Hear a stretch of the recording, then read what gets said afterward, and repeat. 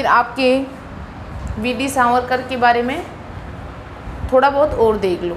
मतलब कि छोड़ना नहीं है आपको, कोई भी पॉइंट छोड़ना नहीं है उनके बारे में, ताकि क्वेश्चन बाहर ना जाए पाए।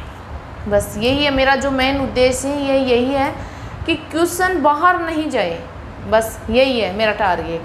तो इनकी जो पुस्तक है वो थी इंडियन वार ऑफ इंडिपेंडेंस, यानी 1857 का स्वतंत्रता संग्राम, इनकी पुस्तक का नाम है। और इनको नासिक की जो जिलाधीश जैक्सन थे, इनकी हत्या के आरोप में इनको भी अभियुक्त बनाया गया था और 2 वर्ष मतलब कि 2 जन्मों की सज़ा इन्हें दी गई थी और इन्हें काले पानी की सज़ा भी दी गई थी। एकमात्र राष्ट्रवादी नेता जिन्हें काले पानी की सज़ा दी गई थी, जिसे दामिली कहते हैं। तो जिलाधीश जैक्सन की हत्या के आरोप में 1909 में सावरकर को अभियुक्त बनाया और ब्रिटिश सरकार ने इन्हें 2 जन्मों की सज़ा दी। देख लो, 2 जन्मों की, 1 जन्म की सज़ा भोगना मुश्किल हो जाता है, तो इस बंदे ने इन्होंने 2-2 जन्मों की सज़ा भोगी है। और 1911 से 1921 तक अंडमान निकोबार की सेल्यूलर जेल में रहे थे। जब भी हम लोग या और कोई घूमने जाते हैं अंडमान निकोबार, तो हम सेल्यूलर जेल देखते हैं वहाँ पे। और कभी आप जाओ और आपको मौका मिले तो आप ज़रूर देख के आना सेल्यूलर जेल। और 1931 में बम्बई में अस्पृश्यता उन्मूलन सम्मेलन हुआ था।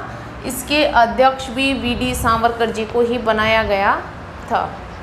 फिर 1937 से 1943 तक हिंदू महासभा के अध्यक्ष भी हमारे लोकप्रिय वी.डी. सावरकर जी को ही बनाया गया था। इन्होंने 7 साल तक हिंदू महासभा का नेतृत्व किया था, यानी 7 वर्ष तक ये हिंदू महासभा के अध्यक्ष बने रहे थे। फिर 1952 में अभिनव भारत जो संगठन था उसको समाप्त कर दिया था। 1904 से 52 तक चला ये, और फिर उसको 1904 में समाप्त कर दिया गया था। उपन्यास था इनका काला पानी, और आत्मकथा थी मेरा आजीवन कारावास। और एक इनका निधन 26 फरवरी 1966 को हुआ था। और संलेखना पद्धति से, संलेखना पद्धति देखो क्या होती है संलेखना पद्धति। जो व्यक्ति अपनी इच्छा से अन्न जल का त्याग कर मृत्यु को वर्ण करता है उसे संलेखना या संतारा पद्धति कहते हैं। हमारे एक मौर्य शासक भी हुए थे जिन्होंने मतलब कि संलेखना पद्धति से अपने प्राण त्यागे थे। वो थे चंद्रगुप्त मौर्य। कर्नाटक के श्रवणबेलगोला स्थान पर उन्होंने अपने प्राण समाप्त किए थे। और दूसरी बात एक और है कि इनका जो जन्म हुआ था 28 मई 1883 को, ये मैं बताना भूल गई।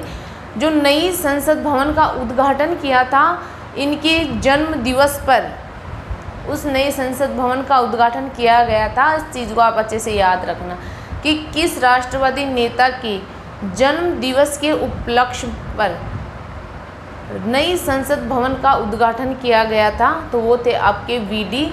सावरकर जी।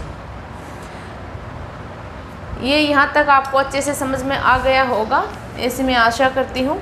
और अब बंकिम चंद्र चटर्जी जी को हम अगले क्लास में देखेंगे। उससे पहले आप एक तो पहले आपको जो इनकी जो रचना है, जैसे इनकी पुस्तक है इंडियन वार ऑफ इंडिपेंडेंस, इनकी पुस्तक यानी 1857 का स्वतंत्रता संग्राम। इनका उपन्यास है काला पानी, और इनकी आत्मकथा है मेरा आजीवन कारावास।